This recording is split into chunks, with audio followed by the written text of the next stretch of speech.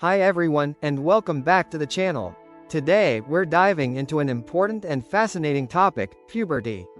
Puberty is the stage of physical development during which adolescents reach sexual maturity and gain the ability to reproduce.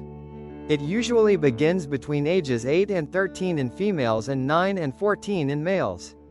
This process involves not only physical growth but also hormonal and emotional changes.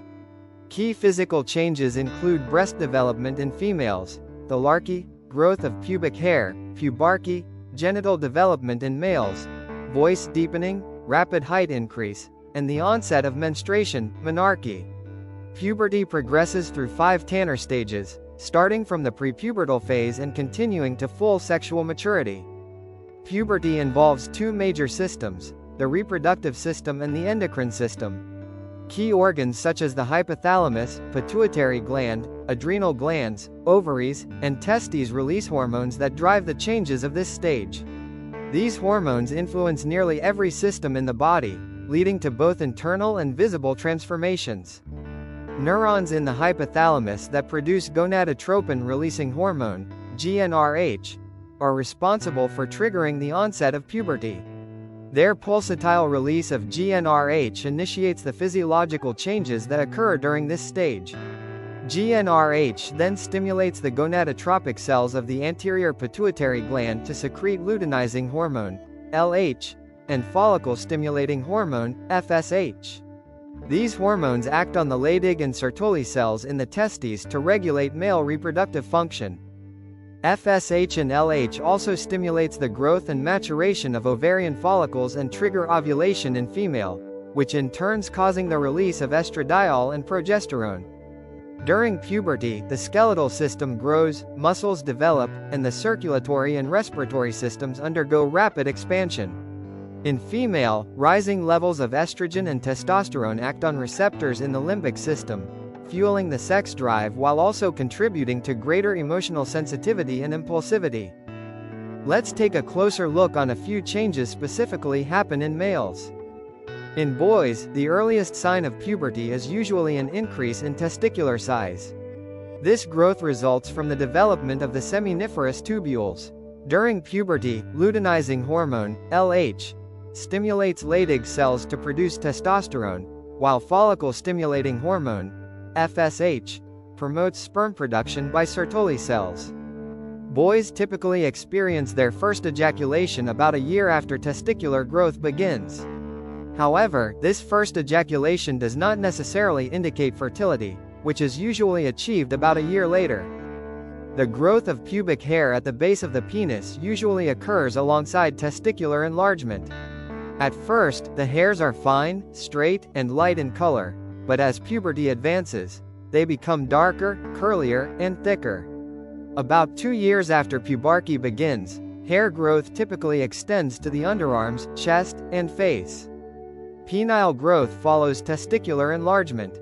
The penis first increases in length, then in width, accompanied by enlargement of the glans penis and the corpus cavernosum.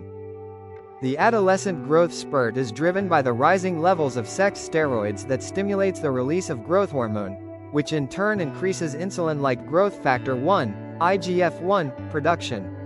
IGF-1 promotes body growth through its metabolic effects, such as enhancing trabecular bone development. After the growth spurt in boys, the larynx and vocal cords enlarge, causing the voice to crack before settling into a deeper pitch. Let's take a closer look at how these changes specifically happen in females.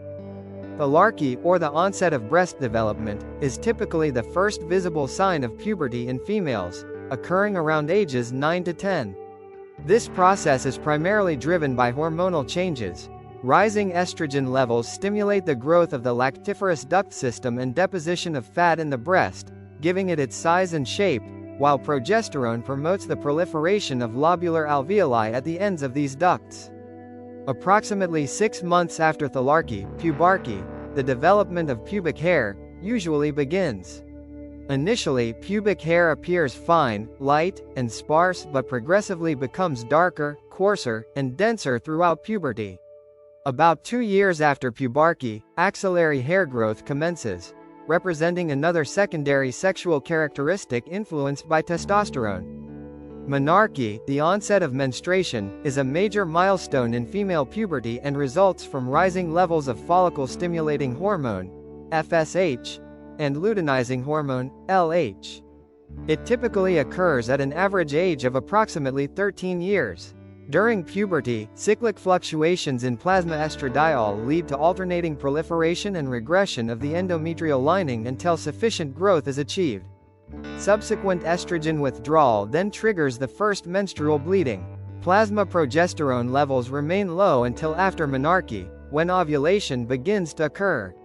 The first ovulatory cycle usually takes place 6 to 9 months following menarche, as the estrogen-positive feedback mechanism matures. Increased gonadotropin secretion during puberty stimulates ovarian production of estradiol, which drives the development of secondary sexual characteristics. These include breast development, redistribution of body fat to the hips and breasts, and acceleration of bone maturation, etc. In prepubertal girls, the uterus is small and teardrop-shaped, with the cervix and isthmus comprising up to 2/3 of its volume. With increasing estrogen production, the uterus enlarges and assumes a pear-shaped morphology, characterized by significant growth of the uterine body in both length and thickness. During puberty, the external genitalia also undergo notable changes. The labia majora and labia minora increase in size, and the appearance of a clear to white vaginal discharge is common. This discharge often precedes the onset of menarche and reflects the influence of rising estrogen levels. There are 5 Tanner stages commonly used for clinical assessments for pubertal development in boys. In boys, genital development is rated from 1, pre-adolescent, to 5, adult. Stage 2 marks the onset of pubertal development and is characterized by an enlargement of the scrotum and testis and by a change in the texture and a reddening of the scrotal skin. Pubic hair stages are rated from 1, pre-adolescent, no pubic hair, to 5, adult, and stage 2 marks the onset of pubic hair development. Although pubic hair and genital are represented as synchronous in the illustration, they do not necessarily track together and should be scored separately. In normal boys, stage 2 pubic hair develops at an average of 12 to 20 months after stage 2 genital development. Similarly, there are also 5 Tanner stages commonly used for clinical assessment for puberty development in girl. For girls, Tanner staging is used to describe breast and pubic hair development. In girls, breast development is rated from 1, pre-adolescent, to 5, mature, and stage 2, appearance of the breast bud, marks the onset of pubertal development. Pubic hair stages are rated from 1, pre-adolescent, no pubic hair, to 5, adult. Although pubic hair and genital or breast development are represented as synchronous in the illustration, they do not necessarily track together and should be read separately. And that wraps up our journey through puberty, in both females and males.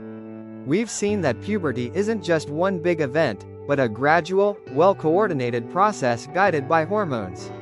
From the first signs of breast and genital development, to the growth of body hair, voice changes, menstruation, and even emotional shifts, every step has a purpose in preparing the body for adulthood and reproduction. It's also important to remember that everyone's timeline is unique. Some people start earlier, others later, but all of these changes are a completely normal part of growing up. If you found this video helpful, don't forget to hit the like button, share it with your friends, and subscribe for more science-based content on human biology. Drop your questions or thoughts in the comments below. We'd love to hear from you.